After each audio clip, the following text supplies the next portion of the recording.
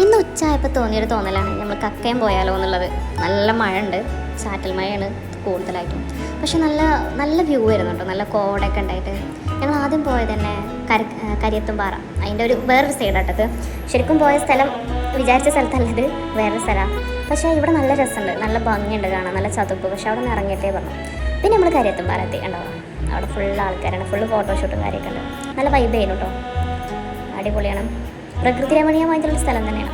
പിന്നെ നമ്മൾ കൊച്ചു കൊച്ചു എന്താ പറയുക കലാപരിപാടികളൊക്കെ അവിടെ ഉണ്ടാവുമല്ലോ, അത് അങ്ങനെ വെള്ളത്തിൽ കളിക്കുക, കുറേ വെള്ളത്തിലിരിക്കുന്ന പരിപാടിയൊക്കെ ഉണ്ട്.